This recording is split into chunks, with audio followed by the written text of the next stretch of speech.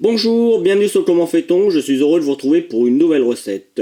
Aujourd'hui, on va réaliser un plat assez traditionnel, je veux parler du coq au vin. Alors c'est un coq au vin à ma façon, hein, bien entendu. Vous allez voir, c'est très simple à faire, par contre il faut s'y prendre un petit peu à l'avance parce que moi personnellement je mets 3 heures de cuisson et puis surtout je fais mariner ma viande 12 heures au frigo. Mais ne vous inquiétez pas, je vous donne les ingrédients et puis après je vous explique tout ça en détail. Allez, c'est parti.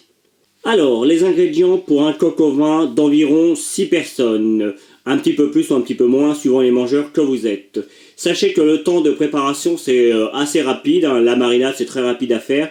Et même la préparation des ingrédients, c'est assez rapide. Il faut compter environ 30 minutes.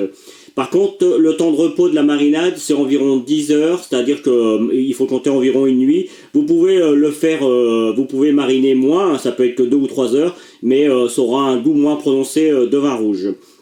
Sachez enfin que le temps de cuisson, c'est environ 3 heures. Ça, 3 heures, c'est si vous avez un coq, un vieux coq. Hein, demandez à votre volailler ou à votre boucher si c'est un coq et quel âge il a, et demandez-lui le temps de cuisson idéal pour ça. Si c'est un jeune coq qui a 2-3 ans, au bout d'une heure et demie, 2 heures, ça peut être cuit sans problème. Si c'est un vieux coq, comme c'est mon cas, moi personnellement, qui a facilement 4-5 ans, hein, il était dans la basse-cour, donc il a eu une belle vie, et donc il faut 3 heures minimum, mais ça peut même aller jusqu'à 4 heures. Hein. D'ailleurs, plus c'est réchauffé, meilleur c'est. Donc ça, c'est pour le temps de cuisson. Donc maintenant, pour les ingrédients, vous aurez besoin d'un coq de 3 kilos environ. Ça peut être 2,5 kg, 3 kilos, ça va très bien. Une bouteille de vin rouge, n'importe quel vin rouge, tant qu'il est un petit peu corsé, de 75 centilitres.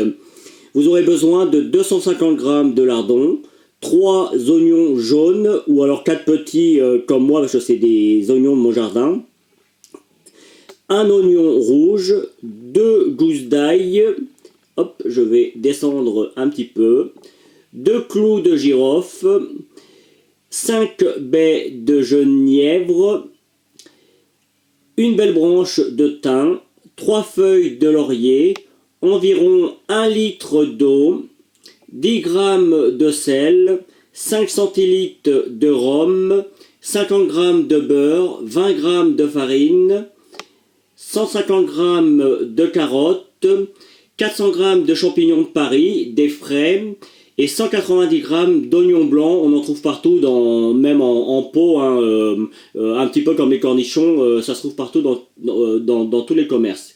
Et pour finir, vous aurez besoin également de poivre et de piment d'Espelette. Donc il y a beaucoup d'ingrédients, mais ne vous inquiétez pas, d'une part vous avez largement le temps de tout préparer, et puis en fait c'est que des petits ingrédients qui vont s'ajouter les uns avec les autres, et vous allez voir c'est très facile à faire. Allez, Ch'toussi, c'est parti pour la recette. Je vais commencer cette recette par faire une marinade. Alors sachez que certains diront que ça ne sert à rien de faire une marinade, d'autres la feront mais qu'une heure ou deux. Moi personnellement je prépare ma viande le soir et je la laisse toute la nuit mariner. Après c'est une question de choix. Moi je trouve que c'est un petit peu plus de goût. Hein. On essaye d'avoir une recette un petit peu à l'ancienne, il faut que ce soit un petit peu corsé. Donc, dans un premier temps, évidemment, vous découpez votre coque. Alors moi, je l'avais déjà fait, comme vous pouvez le voir, ma viande est un petit peu congelée. C'est un coq, d'ailleurs, je vais en profiter pour saluer Daniel et Jean-Claude, ils se reconnaîtront. C'est un coq que je prends chez eux. Il a eu le temps de courir, c'est vraiment le vieux coq de ferme, et c'est vraiment idéal pour faire ce genre de recette. Donc je l'ai donc découpé en morceaux comme je le disais, et puis maintenant simplement on va y rajouter le vin rouge. Alors le vin rouge, on prend plutôt un vin assez sec, pas forcément de très bonne qualité, hein, il n'y a pas besoin qu'il soit d'une grande qualité, et puis on va compléter avec de l'eau jusqu'à ce que on arrive jusqu'en haut. Après, on pourrait prendre un plat plus grand, c'est peut-être ce que je vais faire. Parce que déjà, 1,5 litre, c'est pas mal pour la marinade. Il faut pas non plus qu'il y ait trop d'eau. Donc, je vais changer de casserole et je vous montre. Voilà, j'ai changé de récipient. Et là, comme ça, c'est bien. On pourrait encore avoir quelque chose d'un petit peu plus large, ce serait encore mieux, de façon à avoir vraiment chaque morceau bien posé les uns à côté des autres, mais il faut quand même qu'on puisse le mettre au frigo. Donc là, franchement, comme ça, c'est bien. Par capillarité, l'alcool et le vin rouge va venir s'infiltrer dans la viande, donc de cette manière, c'est bien. Juste avant, je vais de le mettre au frigo, je vais rajouter ma petite carotte. Alors ça, c'est juste une carotte que j'ai pris parmi celles que je vais rajouter après, mais je les cuirai plus tard. C'est juste pour donner un petit peu de goût. Je vais y rajouter également un oignon avec 2 clous de girofle mis dedans, 2 gousses d'ail, et puis 5 petites baies de genièvre. Alors je ne sais pas si je dis bien genièvre.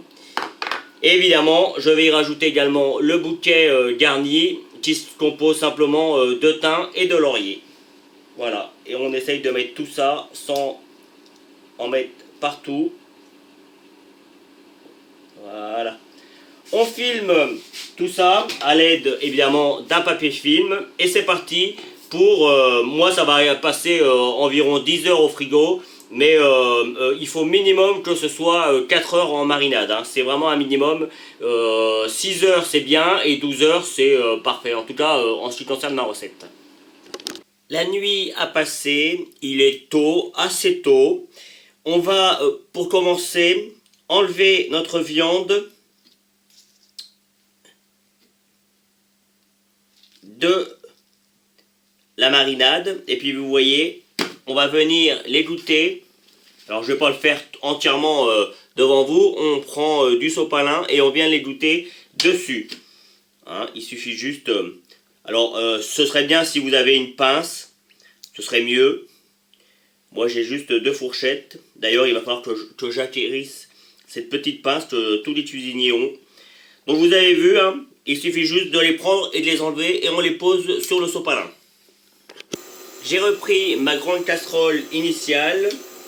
On va cuire les lardons. Donc on fait chauffer bien comme il faut la casserole. Et on va... alors évidemment, quand on cuit les lardons, on ne rajoute pas de graisse, ça sert à rien, hein, les lardons c'est assez gras comme ça. Là le but c'est de les cuire, après on les enlèvera, mais on gardera la graisse. Et comme ça on pourra commencer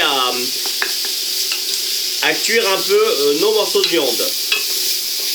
Donc là c'est parti pour 4-5 minutes de cuisson et on mélange assez régulièrement. Allez c'est parti.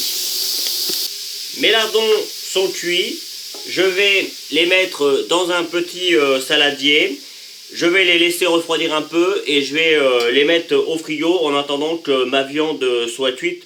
Je ne vais pas les mettre tout de suite parce que sinon on a des lardons qui sont vraiment trop cuits. En tout cas moi c'est mon point de vue. Je les rajoute, allez on va dire une bonne heure avant la fin de la cuisson du coq au vin. Donc je les mets dans mon saladier comme je le disais. Et je fais en sorte de garder, vous voyez au fond il y a de la graisse. Ça, on le garde. Une fois que l'on a enlevé les lardons, moi, je rajoute avec la graisse des lardons un petit peu de beurre, enfin même pas mal de beurre. Ça reste une recette ancienne, hein, dans le temps ils mettaient pas mal de beurre. Et puis il y a quand même beaucoup de viande, donc il faut ce qu'il faut. Et vous voyez, je vais venir gratter un petit peu au fond comme ça. On va déjà récupérer un peu les sucres et non pas les sucres. Vous pouvez remarquer, j'ai trouvé une pince pour la viande, ça va être beaucoup plus pratique. Et justement, en parlant de la viande, on va venir prendre nos morceaux et on va les mettre côté peau. Alors sur le coup, pour les pâtes, ça va pas poser trop de problèmes.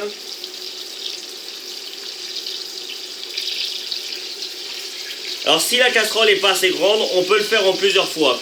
Le but est de commencer à cuire un petit peu notre viande, à la saisir un petit peu. Vous voyez là, ma casserole n'est pas trop grande pour faire ça.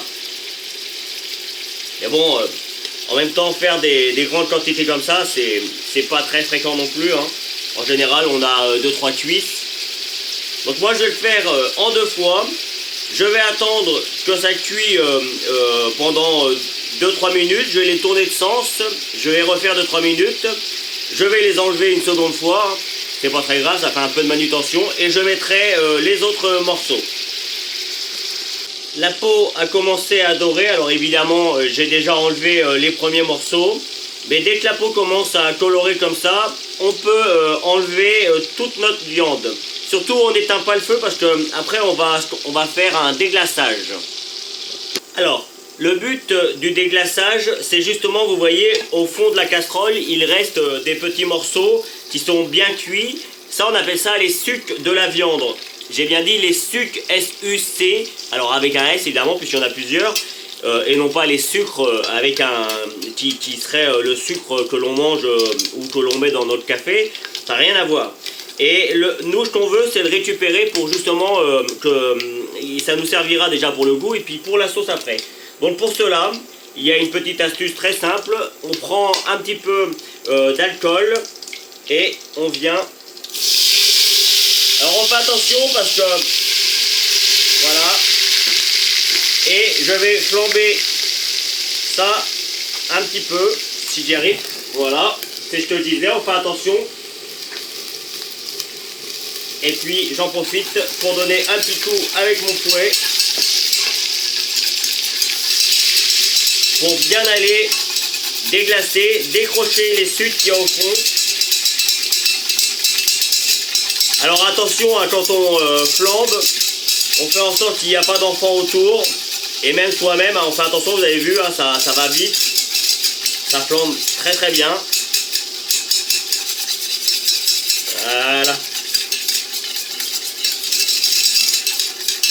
Voilà. Maintenant, on va remettre tous nos morceaux de viande. Alors, hop, j'y vais. Vous avez compris, hein. On remet tous les morceaux de viande dans la casserole et après on n'aura plus qu'à rajouter le vin. Je vais donc rajouter mon vin en essayant de ne pas en mettre partout.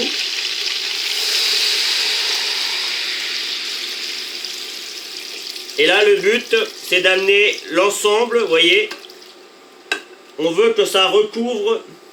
Alors on récupère les casseroles, hein, les casseroles, on récupère les carottes, je ne sais pas pourquoi je pense aux casseroles, enfin c'est du direct, hein, ça va rester, voilà. Vous avez le droit de vous moquer. Et si il reste, s'il manque un petit peu de jus, on peut rajouter encore de l'eau. De toute façon, il faudra probablement en rajouter. Parce que ça va réduire. Et comme moi je le cuis longuement, c'est-à-dire presque 3 heures, il est préférable d'en rajouter. Alors pourquoi 3 heures? Tout simplement parce que c'est un vieux coq déjà, donc ça a besoin d'être cuit longtemps. Et puis le coq au vin, ça fait partie des recettes un peu comme le bourguignon. Plus c'est cuit et meilleur c'est. Donc voilà, moi c'est ma façon de faire.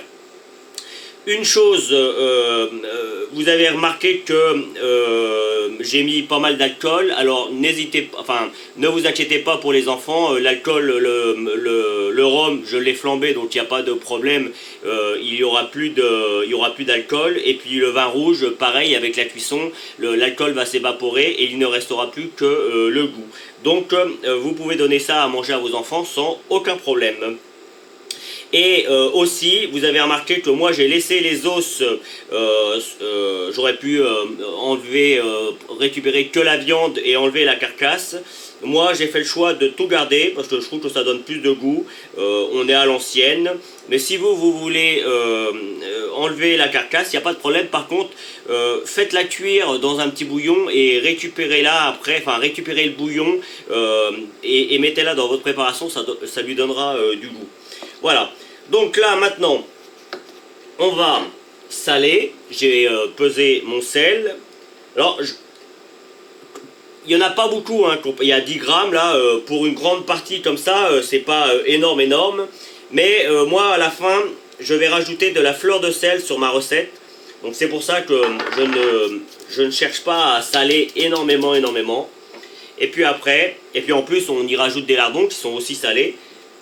Après on va mettre du poivre. Évidemment, on rectifiera l'assaisonnement par la suite.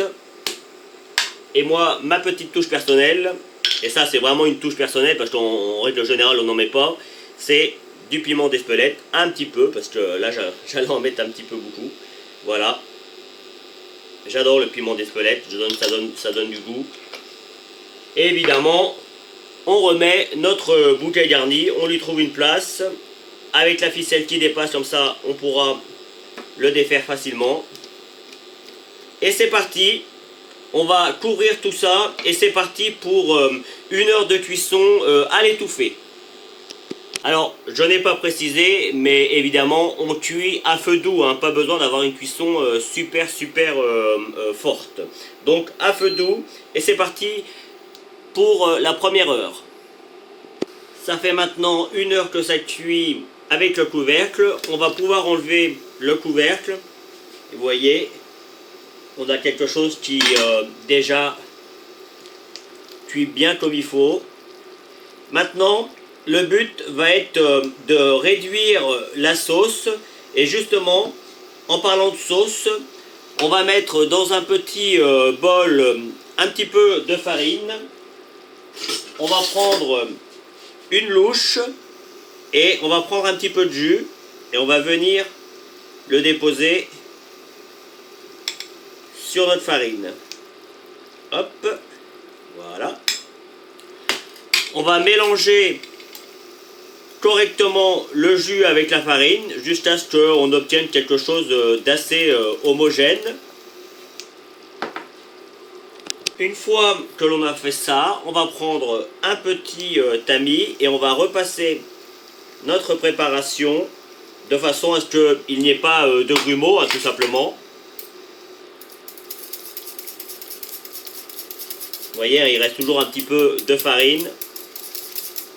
Donc là, le but, c'est vraiment qu'il n'y ait pas de grumeaux. Et le but de la farine, de cette préparation, c'est que ça va épaissir notre sauce tranquillement. On n'en a pas mis beaucoup.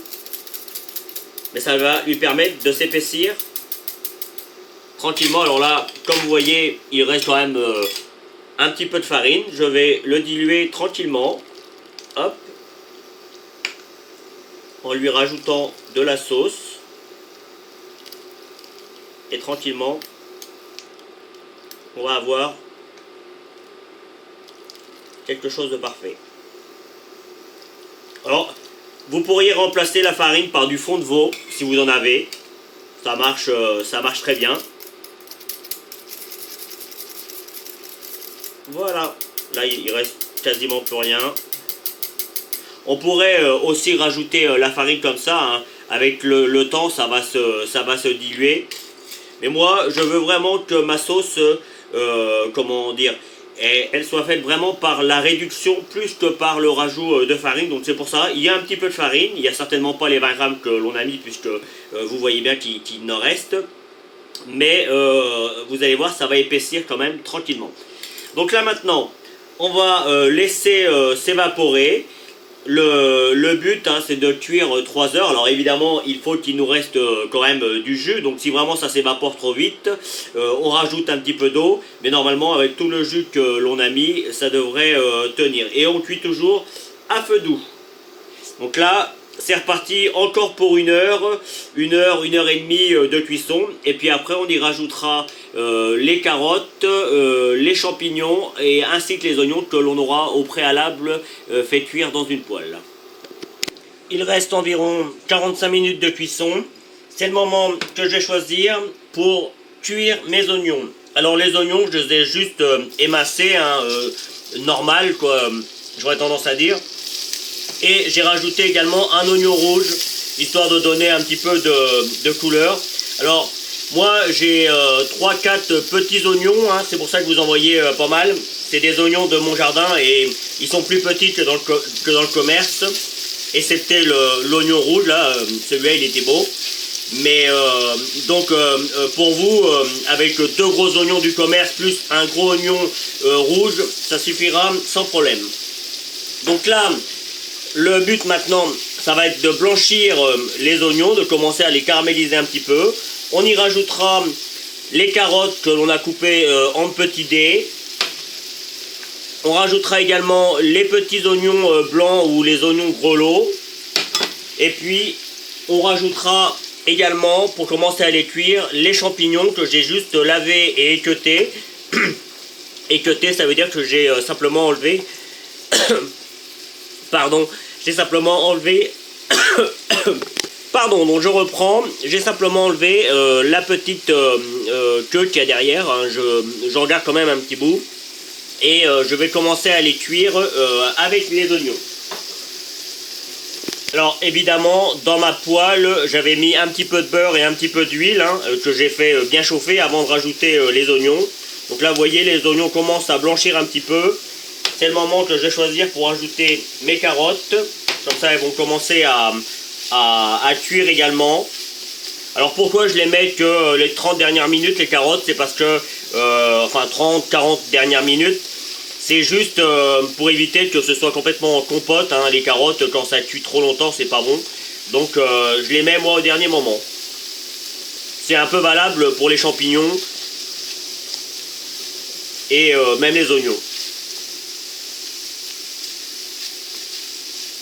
D'ailleurs, en parlant de champignons, c'est le moment également que je vais choisir pour les rajouter. Alors vous voyez, hein, là ils sont gros, mais quand ils vont commencer à cuire dans le jus, ils vont rétrécir. C'est d'ailleurs pour ça que je les laisse entiers. Je trouve que c'est plus joli quand on se sert dans une assiette, quand on fait une assiette avec des beaux champignons. Et là, on va mélanger tranquillement. On ne sale pas, on ne poivre pas, hein. C'est juste pour commencer, c'est une pré-cuisson en fait. Hein. Et on rajoutera au dernier moment, une fois que les champignons auront commencé à rétrécir un petit peu, à rendre un peu de leur eau, on rajoutera les oignons blancs. On peut voir que les champignons ont déjà rétréci un petit peu. Je vais rajouter mes petits grelots. Alors les oignons blancs, hein, on en trouve partout dans le commerce. Ça donne beaucoup de goût. Après, c'est une question de choix. Hein. Dans le coq au vin, en général, on en met quand même pas mal. Et là, c'est parti pour 2-3 minutes de cuisson. Et après, on pourra transvaser tout ça dans notre préparation initiale. Ma préparation est pré-cuite. Comme je viens de le dire, hein, on va mélanger, on va ajouter tout ça à notre préparation. Et en fait, ça va finir de cuire. Il reste encore une grosse demi-heure de cuisson. Évidemment, après, on va mélanger pour que ça aille bien avec le jus.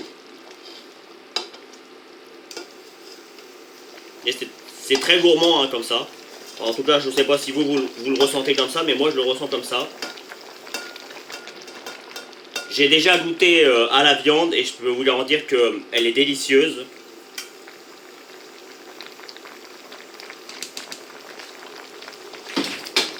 Et contrairement à ce qu'on peut croire, la viande elle va devenir assez tendre, mais ça ne l'empêche pas d'être ferme. Donc c'est l'avantage. On va rajouter également nos lardons que l'on a fait pré-cuire il y a quelques temps et que j'avais mis au frigo. Voilà. Et maintenant, le tout, c'est d'essayer de mélanger ça et que on essaye que ça aille au fond. Alors moi j'insiste, hein, j'ai vraiment un petit faitout, mais si vous avez un grand faitout, franchement ce sera plus pratique pour vous, parce que vous aurez plus de place pour mélanger et donc du coup ce sera plus simple. Mais vous pouvez le remarquer, avec un petit faitout ça le fait quand même, hein. Il suffit juste d'être patient, on n'arrache pas tout et on mélange régulièrement, et puis à force les ingrédients vont tomber au fond et ils vont se mélanger à la préparation. Et vous avez vu que notre jus a bien réduit hein, également. Donc là, c'est reparti encore pour ce coup-ci, jusqu'à la fin de la cuisson. Donc il faut encore compter 35-40 minutes. Allez, c'est parti. Une dernière chose quand même, sachez, et je vais le dire maintenant, hein, comme ça ce sera fait, sachez que en général quand on fait un coq au vin, on cuisine l'ensemble du coq, c'est plus facile, et surtout ça évite de refaire 3 fois la même recette. Sachez que même si votre coque était congelé à la base, comme c'était mon cas moi, une fois que vous l'avez recuit, vous pouvez recongeler à nouveau. Une seule fois, hein, évidemment, vous faites des petites barquettes et vous les sortez au fur et à mesure de ce que vous avez besoin. Et de cette manière, ça permet, par exemple, si vous êtes pressé pour la semaine et que vous cuisinez le week-end, ça vous permet d'en faire pour plusieurs jours et sans l'avoir au frigo. Donc de cette manière, c'est plus pratique et on conserve mieux les aliments. Voilà, c'est tout ce que je voulais préciser. Voilà, la cuisson est cuite. Alors, moi, je vais vous faire une petite assiette de présentation. Mais si vous avez une grande famille, n'hésitez pas à mettre ça dans un plat et on sert tout sur la table directement. Moi, j'accompagne ça de petites pommes de terre. Après, c'est une question de choix. On peut l'accompagner de plein de façons différentes. Donc, je vous fais votre petite assiette et on finit la vidéo là-dessus. Voilà, on va finir la vidéo sur cette petite présentation, toute simple. J'ai mis des petites pommes de terre que j'ai fait cuire à l'eau avant. Je les ai pas mis avec la préparation de base, puisque chacun fera un petit peu comme il veut. Et en général, les pommes de terre, on n'en met pas toujours dans le coq au vin. Donc moi, je les mets derrière. J'ai également cuit des petites carottes. C'est des petites carottes que j'ai dans mon jardin et plutôt que de les perdre, je les fais cuire, je les fais chauffer, je fais chauffer de l'eau chaude, voilà, je vais y arriver, et je les trempe dedans pendant 5-6 minutes, après je les mets dans l'eau froide pour garder leur jolie couleur, leur jolie couleur orange, et je les fais réchauffer un petit peu juste avant de les rajouter, et je les rajoute au dernier moment pour avoir une assiette un petit peu colorée, parce que évidemment, l'ensemble, quand c'est cuit, ça fait un petit peu terne. La viande a une jolie couleur vin rouge et puis comme on peut voir la peau elle est délicatement brillante et bien imbibée de sauce et pour y avoir goûté je peux vous garantir que c'est vraiment super bon. Voilà, une nouvelle recette toute simple que tout le monde peut faire. J'espère que celle-ci vous aura plu. En tout cas, moi, j'ai pris beaucoup de plaisir à la réaliser. Juste après, vous retrouverez le lien qui vous permettra soit de vous abonner, soit d'aller sur commentfaiton.com où vous retrouverez l'ensemble de mes vidéos et de mes recettes. Et puis, je vous donnerai 2 autres recettes à base de volaille. À bientôt sur Comment fait-on. Vous pouvez vous abonner maintenant soit ici dans le coin. Allez sur mon site internet où vous retrouverez toutes mes recettes et puis consultez les 2 vidéos qu'il y a ici qui correspondent à des vidéos que soit je vous ai données dans la recette, soit qui correspondent à la recette en question. A bientôt sur Comment fait-on.